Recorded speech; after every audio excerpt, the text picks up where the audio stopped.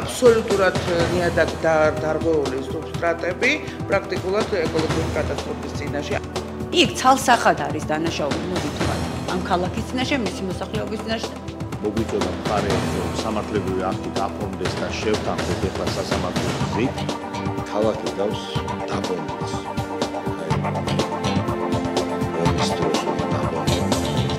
ყველაზე მდიდარი რაიონი ვართ იმერეთში და ყველაზე ღარიბი ამას ვიძახი მოსვლიდან და ყველაზე ღარიბად ცხოვრობ ჩვენთან მოსახლეობა. ეკონომიკა ინკლუზიური ხალხია. აი რისი შესაძლებლობებიც არის. მართალი პროგრამია. პოლიტიკური გაბიჯები გადადგა ნიჭის რეალიზაცია მოხდა ჭიათურაში. საგარეო სკოლის ბავშვების ინტეგრაცია მე-12 საჯარო სკოლაში საზოგადოებისთვის ძალიან წარმატებულად და კარგად მიმდინარეობს. რომ მეკითხებოდნენ რა ხდება აუცილებლად საფას რო ვეტყოდი შეიძლება მოდირო ჭიათურიდან.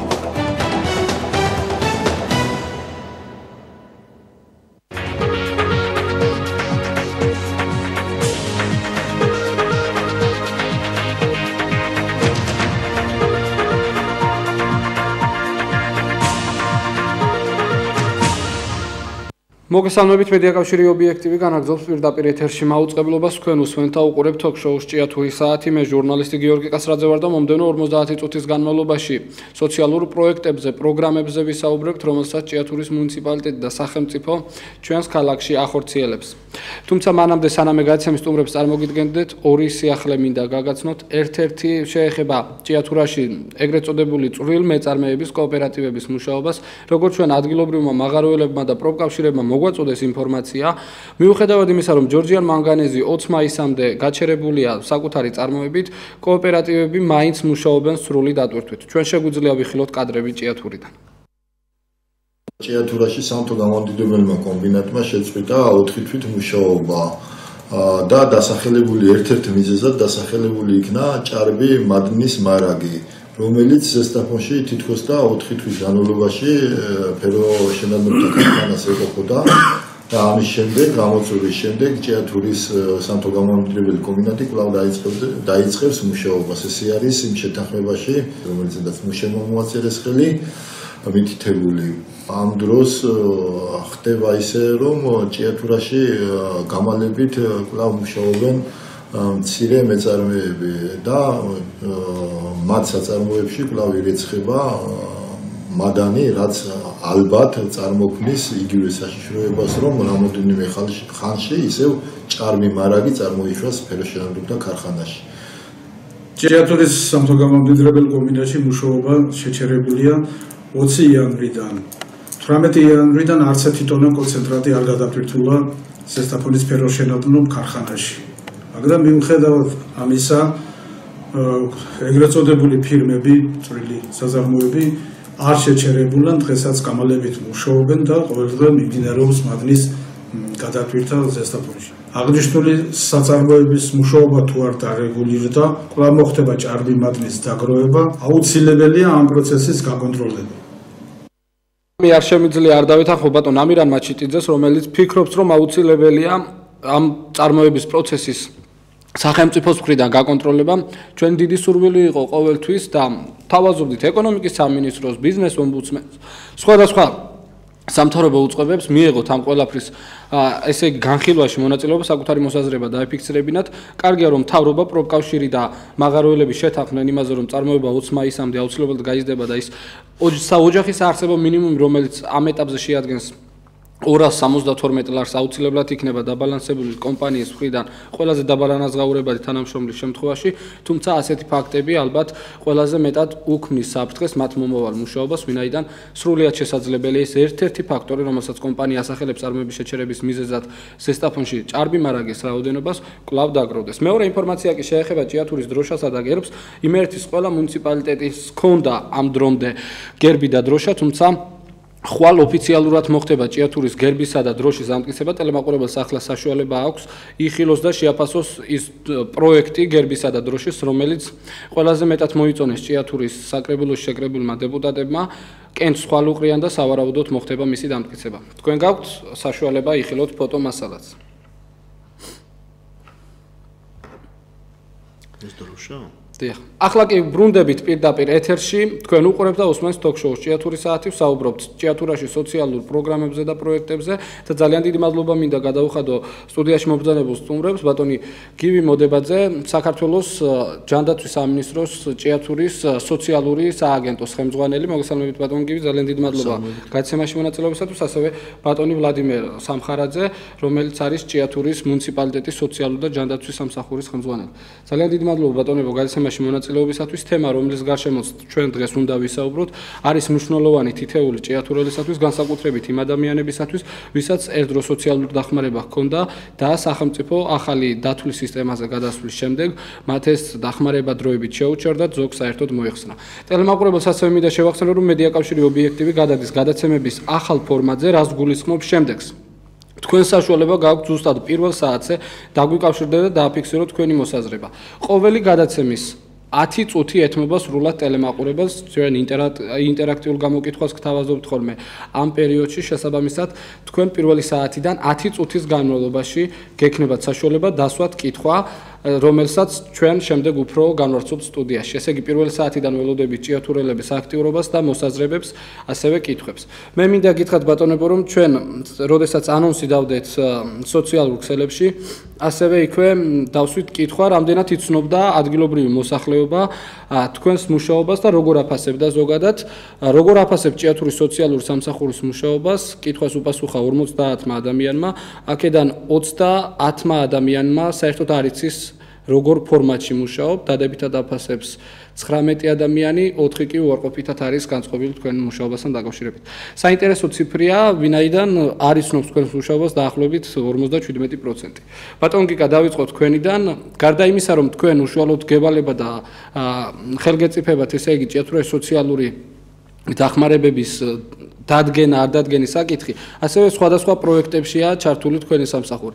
რა პროექტებზეა საუბარი, ჯერ თქვენი სამსახურის სპეციფიკა გავაცნოთ მაყურებელს. მოგესალმებით ბატონ გიორგი, უდიდესი მადლობა მოწვევისათვის. მინდა დავიწყო ჩვენი სამსახური, სოციალური მომსახურების სააგენტო არის ცნობილი უმეტეს შემთხვევაში როგორც სოციალურად დაუცველთა დახმარების ან დანიშნვის ან მოხსნით მიზნით. ჩვენ არა მარტო სოციალური კუთხით მუშაობთ, ჩვენ სისტემაში მიმდინარეობს საპენსიო დანიშნვები, პენსიონერთა მომსახურება, რეგრესის პენსიონერთა მომსახურება, სხვადასხვა შეზღუდული შესაძლებლობების მქონე ჯგუფებთა მომსახურება, რომელიც ამ დროისათვის 2200 მოქალაქეს შეადგენს. ასევე მიმდინარეობს შვილადაყვანა, გაშვილება, რეინტეგრაცია, კვებით ვაუჩერით უზრუნველყოფა, ჰეპატიტის პროგრამის მართვა, ამბულატორიების კოორდინირება და სხვადასხვა ჯანდაცვის პროგრამები. მაგრამ რაც შეეხება სოციალური სფერო, სოციალური მომსახურება ყველაზე ფართოდ არის წარმოდგენილი. ჭიათურაში დაახლოებით ამჟამად დღეს მდგომარეობით არის 3000 სოციალურად დაუცველი. ეს რაც შეადგენს დაახლოებით 9-10000 მოქალაქეს. 3000 ოჯახია სოციალური. 3000 ოჯახია დაახლოებით სოციალური მიმღები. თუ იქიდან ვიმჟელოთ ბატონ გიორგი, რომ ჭიათურის მოსახლეობა არის დაახლოებით 40000, 20-25%-ის ფარგლებში დანიშნულია სოციალური დახმარება. ახალი პროგრამის განვითარება დაიწყო 2015 წლის 1 ივნისიდან. და რაში მდგომარეობს ეს ახალი პროგრამა. მანამდე გასულ წლებში მიმდინარეობდა ტექნიკაზე, ტექნიკა შედიოდა სოციალურ დაუცველთა ბაზაში, მათ დეკლარაციაში ფიქსირდებოდა და ეს იწვევდა ძალიან უკმაყოფილებას. ანუ თუ ადამიანს ჰქონდა ტელევიზორი, მაცივარი, სავარაუდოდ ვერ მიიღებდა. გასხურა, სხვა საყოფაცყოფის ტექნიკა უმეტეს შემთხვევაში არ ენიშნებოდათ.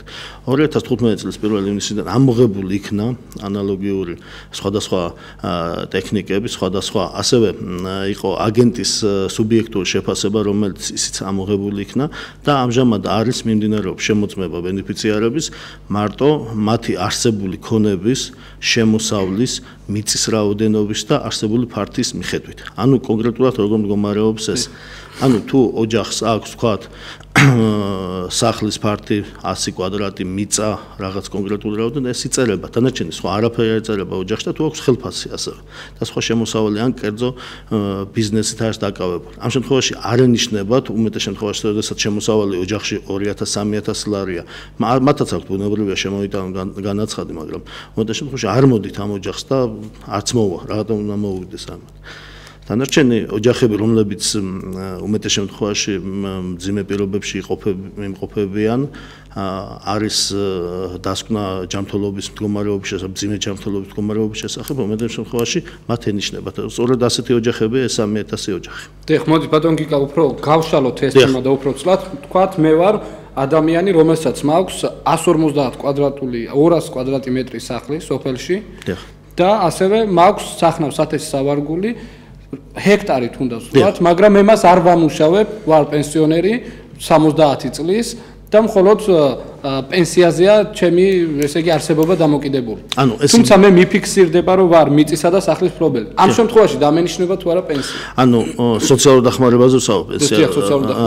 ანუ ეს ყველაფერი ინდივიდუალურად დამოკიდებული. არა ზუსტად მაგ არ არის კრიტერიუმი, ვთქვათ აქ მას ან სახლი 200 კვადრატი, ან მიწის ფართობი 1 ჰექტარი, ეს არ განაპირობებს ყოველ შემთხვევაში რომ ან დანიშნა არ დანიშნას, მაგრამ უმეტეს შემთხვევაში, როდესაც სახლის კვადრატულობა შეადგენს 200 კვადრატამდე ჰექტარია 4500 მეტროა მისი მით უმეტეს რომ არ ამუშავებს შეიძლება ხარვეზადაც შეიძლება ჩაითვალოს და ანალოგიურ საკუთრებით არა მარტო ჭიათურაში მთელი საქართველოს მასშტაბით არის და მიმდინარეობს ამ კუთხით ამ ხარვეზის და მე მგონი უახლოეს მომავალში შეიცვლება ეს მდგომარეობა და რადიკალურად შემოbrunდება ანუ ფაქტიურად მართალს ბრძანებ თქვენ სახლი არის აშენებული გაცილებით დიდი ხნის წინ თქვა 10 12 15 20 წლის წინანდელია მაგრამ მთლიანად ვერ იყენებს და ცხოვრობს კონკრეტულად ერთ ოთახში. ჩვენ ვიცით განსაკუთრებით ზემოიმერეთში, საჩხერეთში, ჭიათურაში მეორე სართულს თითქმის მოუწყობელი აქვს დღეს. გეთანხმებით, მაგრამ ამ შემთხვევაში აგენტსაც არ აქვს იმის უფლება რომ არ დააფიქსიროს ოჯახში, როდესაც შედის და ასევე მიწაც შეიძლება კონდეს 4500, 6000 მეტრო, მაგრამ არ ამუშავებდეს, მაგრამ როდესაც გადახედვა მოხდება, სავარაუდოდ იქნება ეგ ჩამოყალიბებული რა კონკრეტულ ადგილს ამუშავებს, რამდენს ამუშავებს და ანუ ამ ეტაპზე ამ ადამიანებს ვინც არის მიწის მფლობელი და მოვიდა მაღალი ქულა მათი სტატუსი არის დროებით შეჩერებული თუ საერთოდ მოხსნილი აქვს სოციალური დახმარება ანუ ამ ეტაპზე ეხლა მე უბრალოდ ეს გამომჩა თავიდან მხედველობა ქულათა რაოდენობა აქამდე განისაზღვრებოდა 57000 57000 ქულამდე ვინც იყო ღებულობდა 60 ლარი იყო პირველ წელზე და 48 ლარით მოყვებოდა დანარჩენი წევრები მაგრამ ეს შეიცვალა კრიტერიუმებთან ერთად ანუ მოხდა 30000-მდე ვისაც აქვს ქულათა რაოდენობა ენიშნება 60 ლარი ყველა ოჯახის წევრს 30000-დან 57000-მდე ვისაც აქვს ყველა წევრს ენიშნება 50 ლარი 57000-მდე 60000-მდე ვისაც აქვს ენიშნება ყველა წევრს 40 ლარი და 60-დან 75000-მდე ვისაც აქვს ენიშნება 30 ლარი ასევე გათვალისწინებული არასრულწლოვან შვილთა რაოდენობა ყველა თითოეულ წევრზე 10 ლარით მეტი ანუ თუ ვთქვათ ოჯახში არის ერთი სრულწლოვანი და ორი არასრულწლოვანი 60 ლარს დამატებული, ანუ 70 ლარი ექნება დანარჩენ წევრებს. აქამდე იყო მარტო ერთი მიმართულება. ეს უფრო გაიშალა 57000 და ეს უფრო სამართლიანია ალბათ. და ასევე 65000-დან 100000-მდე 10 ლარი ენიშნება ბავშვებს. ანუ არასრულწლოვან წევრებს. და პოლისაც შეეხება 70000-მდე ვისაც ქონდა აქამდე ქულა მათ ეძლეოდათ პოლისი რომელიც უფინანსებდა ფაქტიურად 90-დან 100%-მდე დაავადებების ოპერაციას და ასე შემდეგ, ეხლა უკვე ეს მოცულია 100000-მდე. ანუ რაოდენობა რადიკალურად გაზრდილია იმ ბენეფიციარებისა, ვისაც უკვე შეიძლება დახმარება ჰქონდეს, მაგრამ იმ ყოფილ მიმღებ ბენეფიციარებს, ვისაც მიწა აქვს და ვისაც შემოსავალი, იმათ გაუჩერდათ ბუნებრივია. შეუჩერდათ სტატუსი, გებატონო. ამ ეტაპზე.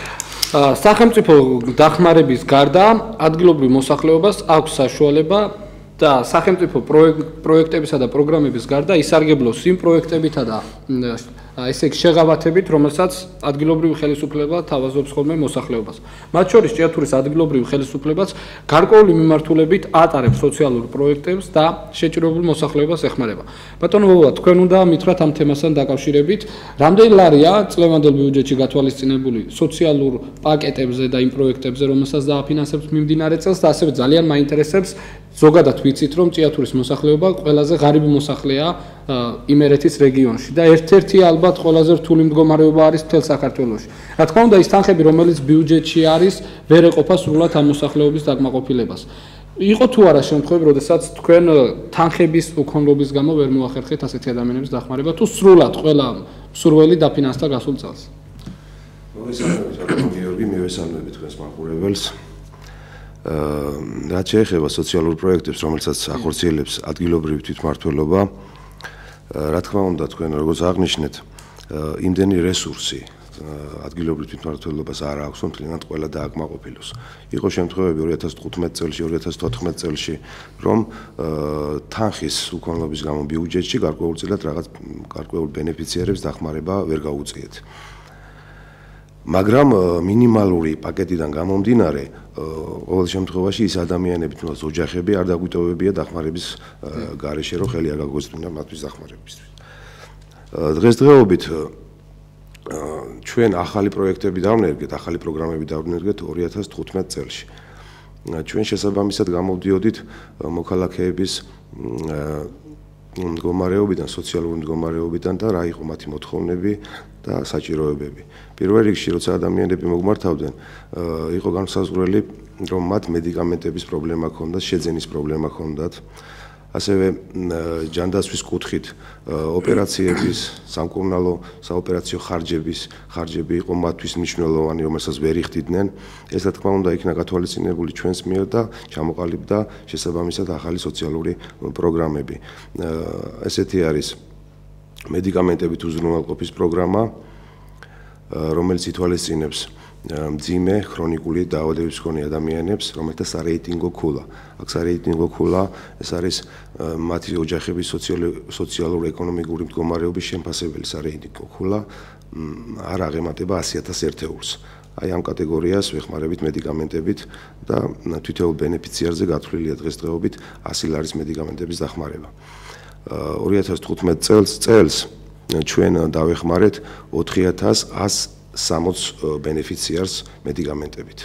ასევე არის სამკურნალო და საოპერაციო ხარჯების თან დაფინანსება იმ ხარჯებისას, რომელსაც ვერ გასწევს სახელმწიფო, იმიტომ რომ ყველამ ვიცით, რომ დღესდღეობით მოქმედებს საყოველთაო დაზღვევის სახელმწიფო პროგრამა და ამ პროგრამის ფარგლებში გარკვეული ნოზოლოგია ფინანსდება 70, 80 ან 90%-ით და იმ შემთხვევაში, როცა სახელმწიფო ვერ აფინანსებს გარკვეულ ოპერაციებს ან ნოზოლოგიებს, ჩვენ უკვე ვეხმარებით შესაბამისად პროცენტული გადაანგარიშებით, ვეხმარებით მათ ხარჯების დაფარვაში.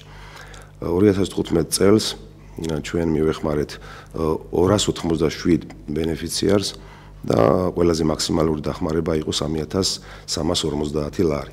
რაც ჩვენ გადავიდეთ და ეს შესაბამისად ხდება იმ საავადმყოფოებთან, სამედიცინო დაწესებულებებთან ურთიერთობით და ჩვენ თანხებს ურიცხავთ შესაბამისად ამ სამედიცინო დაწესებულებებს.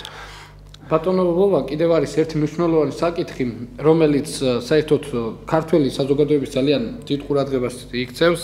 მე მინდა ტელემაყურებელს გავახსენო ჩუღურეთის რაიონში ერთ-ერთ სასადილოში, რომელსაც ადგილობრივი ხელისუფლება აფინანსებს, ძალიან ცუდი კამპანია მოყვა შემდეგ სხვადასხვა არხების მხრიდან. ეს არ მინდა ჩვენი მხრიდანაც ესე იყოს გაგებული, პირიქით, რაც უფრო მოხდება ადგილობრივების დახმარება, ეს მით უკეთესია. შარშანველთან შედარებით სოციალური სასადილო, რომელიც გვაქვს ჩვენ, ეგრეთ წოდებული კათარზისი ჭიათურაში ადგილობრივი ხელისუფლების დაფინანსებით, შარშანველთან შედარებით ბენეფიციართა რაოდენობა გაიზარდა, თუმცა სატენდერო თანხა დარჩა უცვლელი. ესე იგი, თუ ადრე 150 ბენეფიციარი სარგებლობდა დახმარებით, 155-150 ბენეფიციარი, დღეს უკვე 160-მდე გაიზარდა 10 ადამიანით მეტი. თუმცა თანხები დარჩა უცვლელი, რასაც შარშან ურიცხავდით თქვენ ამ ტენდერში გამარჯვებულ ფირმას, წელსაც ხდება იგივე. მე მინდა მითხრათ, რამდენი ლარია ერთ ადამიანზე ერთი დღის კვებისათვის გამოყოფილი, რა შედის რაციონში და რამდენად ის რეალურად ასახავს იმ სტანდარტებს, რომელიც დადგენილია ჯანდაცვის სამინისტროს მხრიდან, იმისათვის რომ ადამიანმა ნორმალურად იკვებოს. რაც შეეხება უმწეო და მიუსაფარ ადამიანთა უფასო სასადილოს, ეს შესაბამისად 2016 წლისთვის გამოყოფილი იქნა 100.000 ლარი, 100.000 ლარზე გამოცხადდა ტენდერი და სატენდერო პირობებიდან გამომდინარე იქ იყო წარდგენილი შესაბამისი მენიუ, რომელიც ხელთან მაქვს ახლა წარმოდგენილი. აქ არის 6 დღის განმავლობაში კვირის დღეებზია საუბარი, 6 დღის განმავლობაში თითოეული ბენეფიციარი იღებს ჯერად კვებას. და თუ ახლა თითოეული დღეზე გათვლილი მენიუს ჩამოთვლა მოგონი შორს აქვს? არა, მენიუს ჩამოთვლა არ მინდა, უბრალოდ რამდენი ლარია ერთ ბენეფიციარზე ერთ ბენეფიციარზე საშუალოდ გამოდის ლარი და 67 თეთრი. დიახ. ანუ 1 ლარი და 67 თეთრია გათვალისწინებული თვითონ ბენეფიციარზე სატენდეროებისათვის. დიახ, სატენდერო პირობებიდან გამომდინარე, თავისთავად გამარჯვებული გამოვლინდა იმეწარმე, რომელიც შესაბამისად დათანხმდა იმ პირობებს, რაც ტენდერით იყო წარდგენილი და სატენდერო კომისიის წევრების მიერ შემუშავებული ის პროექტი, რაც წარდგენილი იქნა და დღესდღეობით უკვე ერთი თვეა გასული, რომ რომელიმე მოქალაქე, რომელიც სარგებლობს უფასო სასადილოს მომსახურებით, ჩვენთვის არ მოუმართავს არც სიტყვიერად, არც წერილობით, რომ იქ უკმაყოფილო ყოფილიყო. ანუ ეს ადამიანები უკმაყოფილებას არ გამოხატავენ. უკვე ერთი თვე გადის თითქმის და ჯერჯერობით არავინ არ მოსულა ჩემამდე, ან ჩვენ სამსახურში, რომ სიტყვიერად ან თუნდაც წერილობით რამე უკმაყოფილება არ გამოუთხიეთ. ბატონო გიკა, იმისათვის რომ ადგილობრივ მოსახლეობამ უფრო მეტი სარგებელი ნახოს სოციალური მიმართულებით, საჭიროა კოორდინირებული მუშაობა ადგილობრივ ხელისუფლებასა და თქვენ სააგენტოს შორის. რამდენად ხდება ეს ჭიათურაში, რამდენად გაქვთ თქვენ ხელშეწყობა ადგილობრივ ხელისუფლების მხრიდან? ანუ მოგეხსენებათ ყოველდღე შევატოვებულ საუბრის ბრიფინგი. მიღება, სადაც მოქალაქეები, სოციალურ დაუცველები და სხვადასხვა სახის მოქალაქეები იკრიბებიან და უმეტეს შემთხვევაში მეც ჩვენი ჩემი სამსახურს ან წარმომადგენელი იმ შემთხვევაში თუ მე ვერ შევლებ ან მე ვეცრები ყოველთვის და გვაქვს ინფორმაცია, ანუ გაცვლითი ინფორმაცია მიმდინარეობს ჩვენ შორის კონკრეტულ საკითხებზე.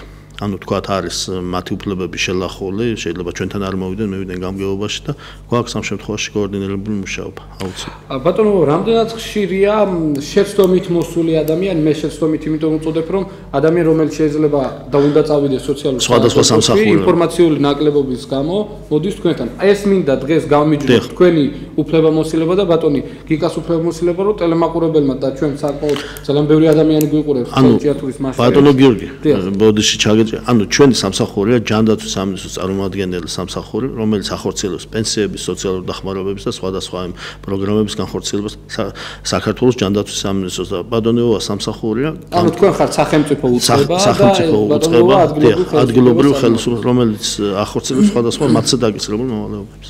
ბატონ გიკა, აქვე კიდევ ერთი შეკითხვა, როდესაც ეს სოციალური დახმარებები შეჩერდა, ჩვენ ძალიან ბევრი ტელემაყურებელი დაგვიკავშირდა, რამდენად შესაძლებელია ხელახლა აღწერილი, ანუ ახალი აღწერით მიღებული შედეგების კიდევ ხელახლა გადათვლა მოხდეს, კიდევ ხელახლა ესტუმროს აგენტი ამ ადამიანებს და მოხდეს გადათვლა ხელთავიდან. ანუ ბატონ გიორგი, ასეთი შემთხვევები იარსებებს, რომ ადამიანები უკმაყოფილოები არიან ბუნებრივია მიღებული შედეგებით, მაგრამ მათ აქვს უფლება ერთი წლის შემდეგ განმეორებით მომართონ სააგენტოს, მაგრამ იმ შემთხვევაში, როდესაც ხდება ოჯახში ან მიგრაცია, თქვათ გადასვლა ერთი მისამართიდან სხვა მისამართზე, ან წევრის კლება, ან წევრის დამატება ხდება, ან შემოსავლის კლება ხდება, რაც მანამდე დაფიქსირებული, ამ შემთხვევაში უფლება აქვს, სრული უფლება მოგმართონ და კვლავ გათვალისწინებელია. ანუ ერთ წელზე გადასვლა. ერთ წელზე თუ არაფერი არ შეიცვლება.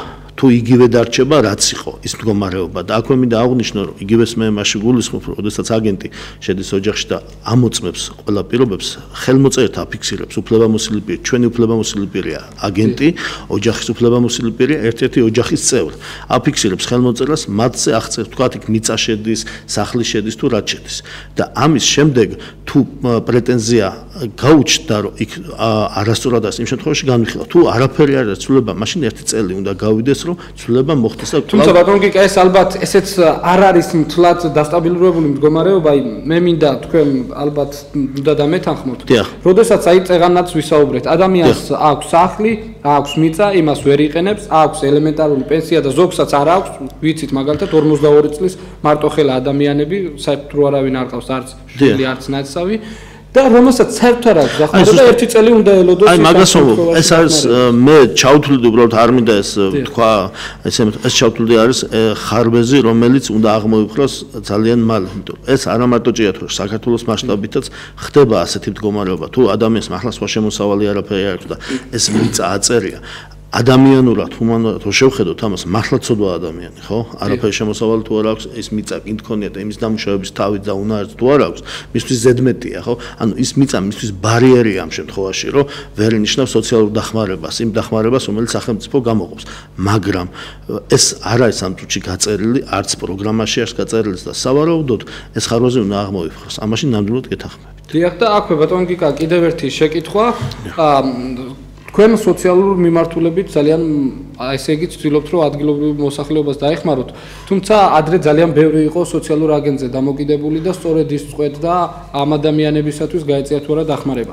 სამწუხაროდ და ჩვენ იმერეთის მასშტაბით, როდესაც ესე იგი ჩვენი ტელეკომპანია იმყოფებოდა, ხარაგაულშიც კი დააფიქსირეს ადამიანებმა, რომ ურჩევნიათ ადამიანებს არ იმუშაონ, მაგრამ კონკრეტულ იმ 60 ლარიან დახმარებაზე იყვნენ დამოკიდებული. ასეთი ფაქტები ფიქსირდება თუ არა ჭიათურაში, როგორ ებრძვით თქვენ იმას, რომ და უпростоრად როგორ ებრძოდით და ხდება თუ არა ეს მახინჯი პრაქტიკის განმეორება დღესაც, რომ სოციალური აგენტის სულად ჭიათურა პატარა რაიონია, ყველა სიცნობს და მეგობრობით, ახლობლობით არ მოხდეს დანიშვნა იმ ადამიანებზე, ვისაც არ ეკუთვნით რეალურად აკლდება, ხო, იმ სხვა ადამიანს. ანუ ბატონ გიორგი, მე ერთი რამე მინდა აღვნიშნო, რომ მე პასუხს ვაგებ ჩემ ყველა მოქმედებაზე და მათ შორის ჩემ მთლიან სამსახურის მოქმედებაზე.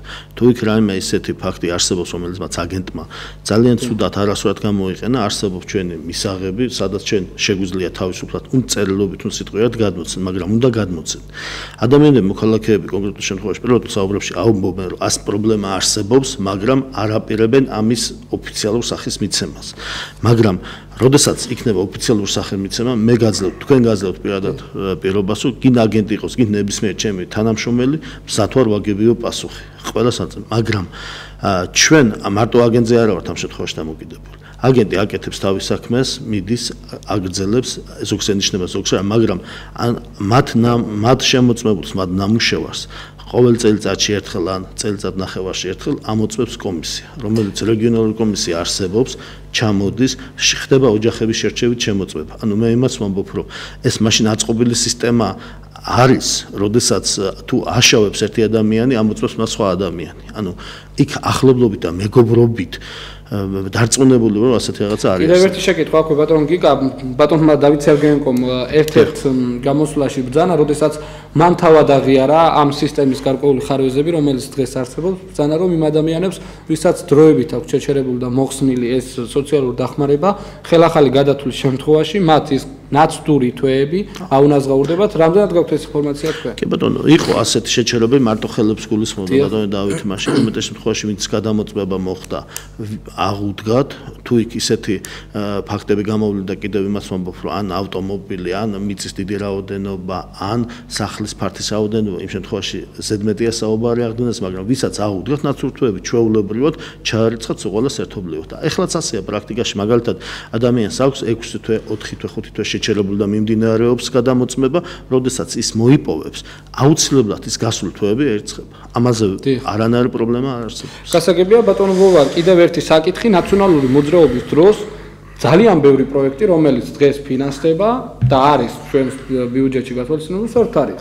წინამოწვევის საკრებულოში, წინა განკებლის დროს. იგივე რამდენადაც მე ვიცი, ომის ვეტერანთა დახმარება, სოციალური მოსახლეობისათვის გასვენების ხარჯების თანადაფინანსება, რას გულისხმობს ეს ყველაფერი, რით ეხმარებით ამ მიმართულებით სოციალურად? დიახ, მე დავიწყე საუბარი ახალ პროექტებზე და პროგრამებზე, მაგრამ ვერ დავასრულე და ვისარგებლებ შემთხვევით და დავასრულებ, რომ მოსახლეობაც თავისთავად იცოდეს და საქმის კურსში იყოს, რა პროგრამები ხორციელდება ჭიათურის მუნიციპალიტეტში. ერთ-ერთი მნიშვნელოვანი პროექტი, რაც ჩვენ განვიხილეთ და დავნერგეთ, ეს იყო შეზღუდული შესაძლებლობების მქონე პირების დახმარება. კერძოდ, პროგრამულ ჰემოდიალიზში ჩართულ მოსახლეობაზეა საუბარი, იმიტომ რომ მოქალაქეებისთვის ზუსტად რომ გასაგები რომ იყოს, უბრალოდ განმარტავ, რომ პროგრამული ჰემოდიალიზი ითვალისწინებს იმ პაციენტების დახმარებას, რომელთაც აქვთ თირკმლის უკმარისობის ტერმინალური სტადია.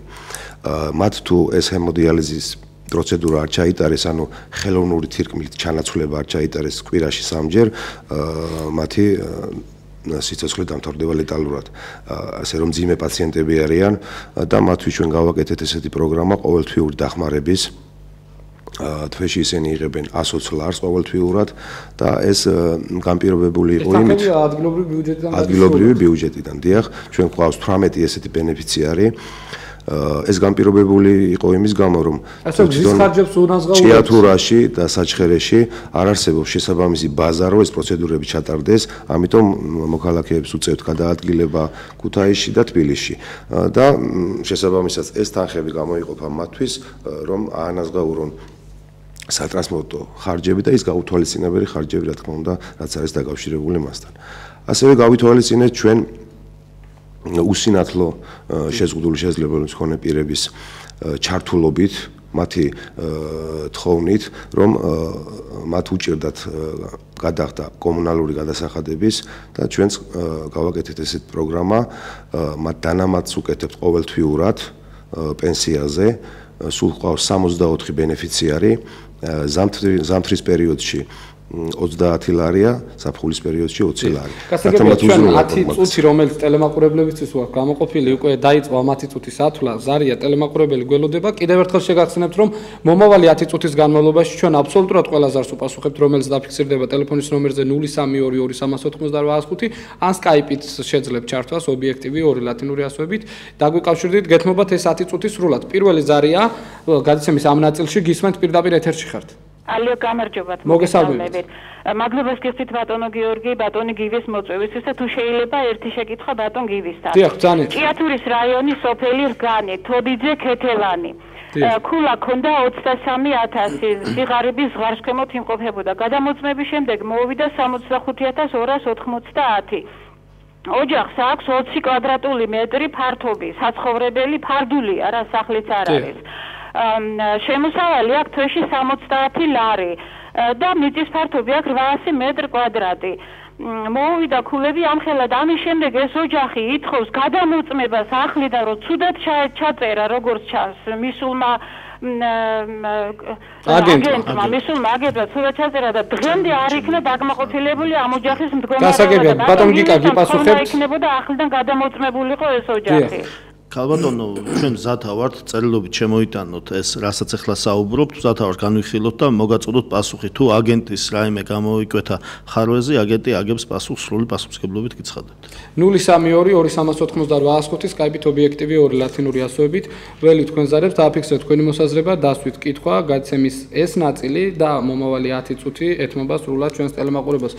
ასეთი ფაქტები ძალიან ხშირია ბატონო გიკა, იგივე ჩვენ ძალიან ხშირად და აქტიურად გვიკავშირდებიან სოფელ მეჩხეთურიდან ადგილობრივი მოსახლეები და ბატონი მაგალითად მიხეილ ბლიაძე, რომელიც გამოთქვამს ამ პრობლემას, ჩვენ სტუდიაში შემოსვლამდე მის პრობლემის შესახებ გავისაუბრეთ. რა შეგიძლიათ უთხრათ ბატონ მიხეილს თქვენ? ბატონ მიხეილს, როგორც მე ბოლო ბატონ მიხეილ მოხდა ორჯერ გადამოწმება, მოხდა ბატონ მიხეილის, პირველად მოხდა სოციალური სააგენტოს აგენტის მიერ, მაგრამ იქ იყო რაღაც ხარვეზე თვითონ ოჯახური მიწასთან დაკავშირებით იყო და მოახერხა შემოწმება უფროსმა სოციალურმა აგენტმა.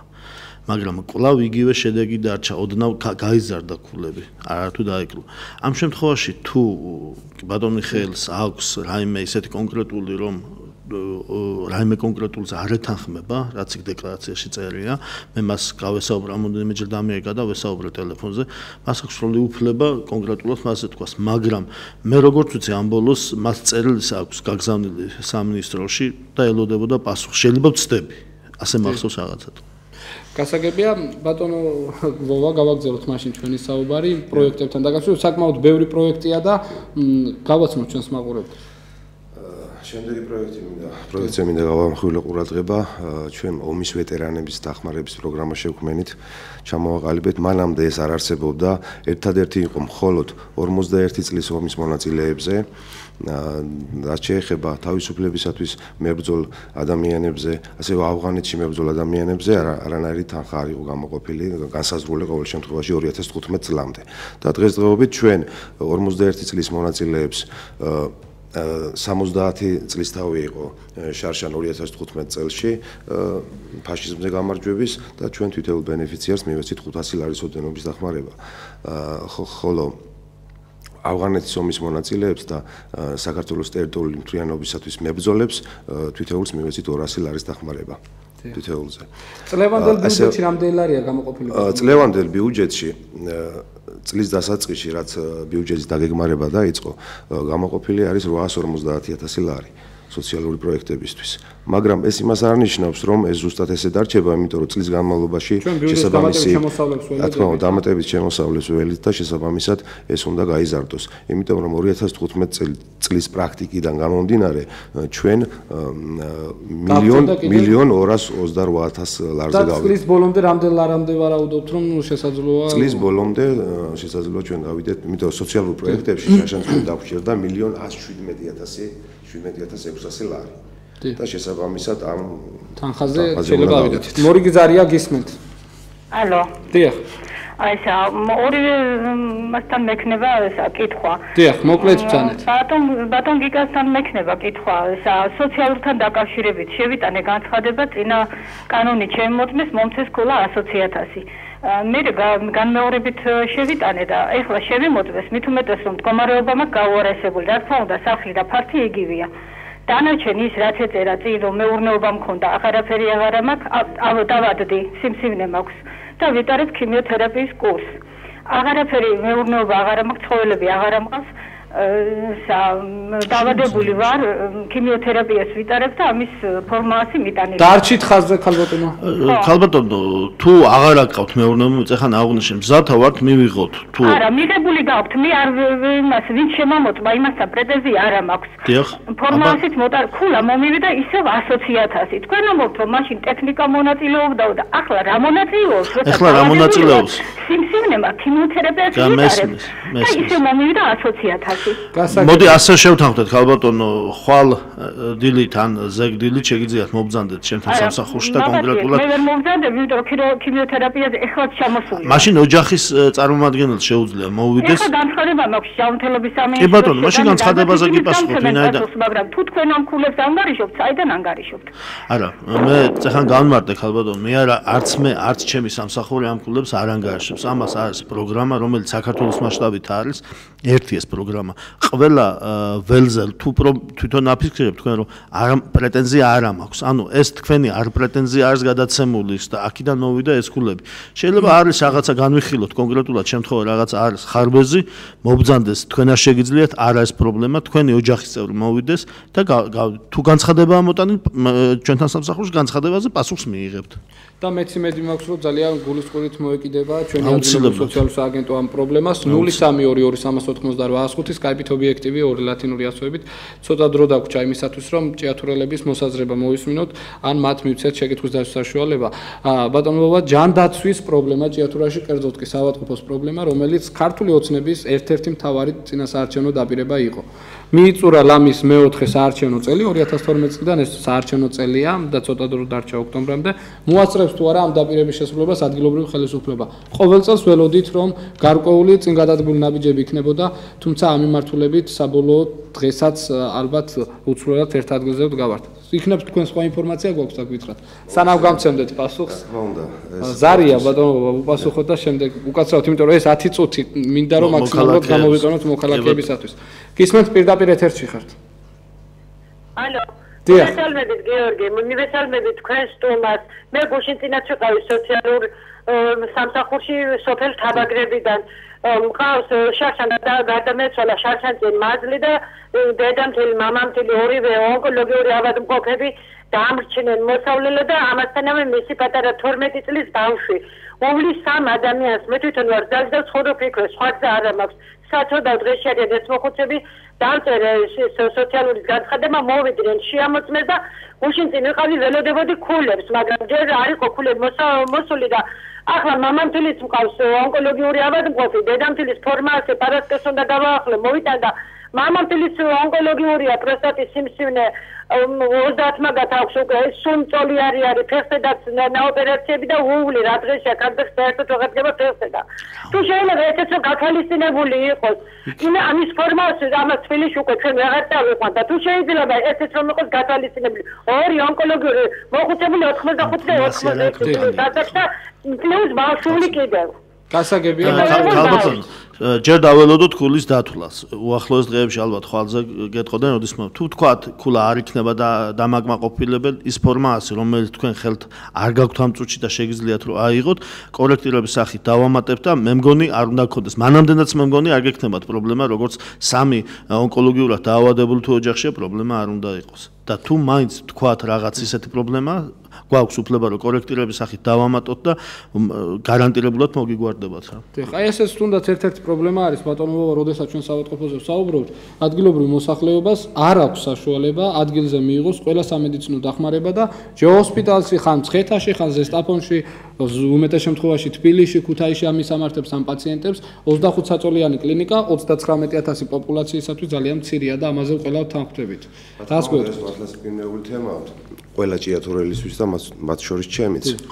და 2015 წლის განმავლობაში ჩვენ ინტენსიურად მუშაობდით ჯანდაცვის სამინისტროსთან და ასევე შეპესე ჯორჯიან მანგანესთან, რომელმაც გამოთქვა სურვილი ინვესტირება განახორციელოს ამ კუთხით და 2015 წლის სექტემბრის დასაწყისში შეიქმნა შესაბამისი კომისია, რომელსაც უნდა დაედო და დადოკიდეს დასკვნა იმის თაობის თუ რა არის საჭირო, რამდენ საწოლზე უნდა იყოს გათვლილი მთლიანობაში ჭიათურაში სამედიცინო ინფრასტრუქტურა და ეს დასკვნაც ჩვენ წარვადგინეთ უკვე ჯანდაცვის სამინისტროში, წარუდგინეთ შეპესე ჯორჯიან მაგანეზის წარმომადგენლებს წინა კვირაში სამშაბათს ჩვენ შეხვედრა გქონდა ჯანდაცვის სამინისტროში ჯანდაცვის მინისტრის მოადგილესთან ბატონ ვალერი კვარაცხელიასთან იქ გარკვეული რეზიუმე გავაკეთეთ ამ საკითხთან დაკავშირებით ბატონი სულხან მახათაძე იმყოფებოდა შეხვედრაზე ასევე იმყოფებოდა დავით ჭანტურია წარმომადგენელი შეპესე ჯორჯიან მანგანეზის და იქ რეზიუმე გავაკეთეთ და ვისაუბრეთ იმ გეგმებზე რომელიც უნდა დაისახოს აუცილებლად და ეს მე ყოველ შემთხვევაში იმედიანად და მე მინდა რომ მოსახლეობა დავაიმედო რომ ეს ნაბიჯი უკვე გადაიდგა შესაბამისად ჩვენ ველოდებით ოფიციალურ დასკვნას ჯანდაცვის სამინისტროდან რომელსაც ჩვენ გადავაგზავნით თარგმანს გავაკეთებთ და გადავაგზავნით უკვე ამერიკაში სადაც არის წარმომადგენლობა თავისთავად შეპესე ჯორჯიან მანგანეზის და ისინი გამოთქვამენ სურვილს რომ ეს ინიციატივა დაფინანსდეს ამ ინვესტიცია ჩადონ ამ საავადმყოფოში. ფაქტიურად ორი მიმართულებით მივდივართ, ან უნდა გაფართოვდეს 25 საწოლიანი სამედიცინო ცენტრი, აქ შეიძლება მოლაპარაკება მოხდეს თვითონ ინვესტორსა და შეპესე ჯეოჰოსპიტალს შორის. და ან მეორე საავადმყოფო იყოს მუნიციპალური და გაიცნოს. შეიძლება შესყიდვას მოხდეს. ეხლა წინასწარ ამას ვერ დავაანონსებ, მაგრამ ამ მიმართულებითაც მუშაობენ და ან მეორე მხარეა რომ დაფუძნება ახალი მუნიციპალური საავადმყოფო რომელიც გათვლილი იქნება 30 საწოლზე. მე ვიმედოვნებ ეს წინასაარჩევნო დაპირება შესრულდება მორიგი ზარია მოусმინოთ ჩვენს ტელემაყურებელს. მოგესალმებით. გამარჯობა ბატონო გიორგი. მოგესალმებით. მაინტერესებს აი თქვენი სტუმარიო ახლა რო საუბრობდა 200 ლარი გავეცითო ტერიტორიული მთლიანობის ვეტერანებსო მე ბათუმიდან ვეკავ ჩვენ არ გვეხებოდა ეს და თუ მარტო ჭიათურას თემა გასაგებია ეს ალბათ ყველა მერიას, ყველა გამგეობას აქვს საკუთარი პროგრამები და პროექტები ბათუმის მერიას ალბათ არ ქონდა გათვალისწინებული. პასუხს გავცემ მოქალაქეს, იმიტომ რომ ეს არის ადგილობრივი თვითმმართველობის გადასაწყვეტი რა პროგრამებს დანერგავს და ჩვენ შესაბამისად შევიმუშავეთ მე თავიდანაც აღვნიშნე რომ რა საჭიროებები იყო მოსახლეობიდან იმიტომ რომ ჩვენ ყოველთვის უსმენთ მოსახლეობის გულისცემას ესე რომ ვთქვათ და მას პულს და მივყვევით იმის შესაბამისად და პროგრამას ვაყალიბებთ ეს არის ჩვენი ადგილობრივი ბიუჯეტის გამომდინარე პროგრამა, ახლა ბათუმში ალბათ სხვა პროგრამები ექნებათ, იმიტომ რომ მათი გადასაწყვეტია რა პროგრამებს ჩართავენ. სანამ შეგვიძლია შემოვიდოთ ბატონო გიკა, ვისაუბრეთ და მე კითხე თქვენ, რამდენად ხშირია მომართვიანობა ონკოლოგიური პაციენტების თქვენი სამსახურის მიმართ. სამწუხაროდ დღევანდელმა ზარებმაც გადაცემაში შემოსულმა ცხადყო რომ სამწუხარო რეალობა არის ჭიათურაში, რომ გაზრდილია სიმსივნური დაავადებების რაოდენობა, ან სხვა რაიონთან შედარებით ეს უფრო მკვეთრად და ძალიან ცუდად ჩანს ამ შემთხვევაში, მკაფიოდ ჩანს. რა შეგიძლიათ გითხრათ, რა ტიპის დაავადებული ადამიანები ითხოვენ დახმარებას ყველაზე მეტად? ზუსტი სტატისტიკა ამ შემთხვევაში არც სამსახურებრივად გვევალება ვაწარმოოთ და არც არა გვაქვს, მაგრამ ინდივიდუალურად ჩვენ როდესაც ხდება ჩვენთან ფორმაციები იყრის თავს. არის პრობლემები ბუნებრივი ონკოლოგიური მხრივ, მაგრამ ამ ბოლოს უფრო გახშირდა შაქრიანი დიაბეტის რისკ ჯგუფები, ინსულინმომხმარებლები და არაინსულინმომხმარებელი და ჯგუფები და უბრალოდ ეს ან რისი ბრალია რა გამოიწვია ნამდვილად ვერ გეტყვით, მაგრამ შაქრიანი დიაბეტი უფრო წამოვიდა ამ ბოლოს, ვიდრე ონკოლოგიური დაავადება. დიახ. ბატონო ბობა, საერთოდ ჩვენ ოფიციალურ და ეს აქაც ვართ რაღაც სასაცილო მდგომარეობაში აღმოჩენილი, არა გვაქვს ოფიციალური სტატისტიკა, რამდენი მოსახლეობის რამდენი პროცენტია დაავადებული ამა თუ იმ დაავადებით. ეს იქნება სიმსივნური დაავადებით და ონკოლოგიურ ცენტრში რომ გავიაროთ ნებისმიერმა ჩვენგანმა, იქ ვნახავთ ძალიან ნაცნობ სამწუხაროდ და სამწუხარო რეალობა ეს ნაცნობ სახეებს. თანაქალაქელებს. ჩვენ თანამოქალაქეებს. თქვენთან თუ არის მომართვიანობა და როგორ ეხმარებით ყველაზე ერთ-ერთი ყველაზე მტკივნეული დაავადება არის ალბათ ეს უკვე 21 საუკუნეში მართლა ყველასთვის მტკივნეული დაავადებაა. მომართვიანობაც არის ჩვენს მიმართებაში. დღესდღეობით რაც ჩვენს ხელთ არსებული სტატისტიკა გვაქვს, არის 105 დაავადებული სიმსივნით ჩვენს რაიონში. ჩვენ მაქსიმალურად 105 ადამიანი ეს არის რეალობა, ვის უკვე მიმართა შესაბამის სამედიცინო სფეროს და დაფიქსირდა როგორც სიმსივნით დაავადებული და არ გამოვრიცხავ რომ ისეთი ადამიანები რომლებიც ჩვენთან არ დაფიქსირდა და სხვა რაიონებში ანუ თქვენთან დაფიქსირდა 105 მარტო გამგეობაში ხო? დიახ. თუმცა ეს ალბათ გამგეობას ან დახმარებით ანებით ამიდან სტატისტიკა. ჩვენ სტატისტიკას ვადგენთ თუ რამდენი მოგმართავს, შესაბამისად ამავე დროს ვეყდნობით თვითონ მუნიციპალიტეტს გააჩნია საზოგადოებრივი ჯანდაცვის სამსახური, ვეყდნობით მას სტატისტიკას დავისწავათ. ჩვენ მაქსიმალურად ვცდილობთ რომ დავეხმაროთ ესეთ ადამიანებს ფინანსური დახმარების გაწევა, რა თქმა უნდა, პირველ რიგში, ასევე ის პროგრამები, რომელიც მე ჩამოთვალე ამ პროგრამებით ისინი სარგებლობენ ჩვეულებრივად, კომპლექსურად, რა თქმა უნდა, დაწყებული მედიკამენტებიდან, გამოკვლევები ჩვენ გვაქვს, რა თქმა უნდა, მაღალტექნოლოგიური კვლევების თანადაფინანსება 50%-ით და შესაბამისად ისინი სარგებლობენ ამ პროგრამებით. ასევე ქიმიოთერაპიის პროცესში ვერთვებით და იქ თანადაფინანსებას ვუკეთებთ.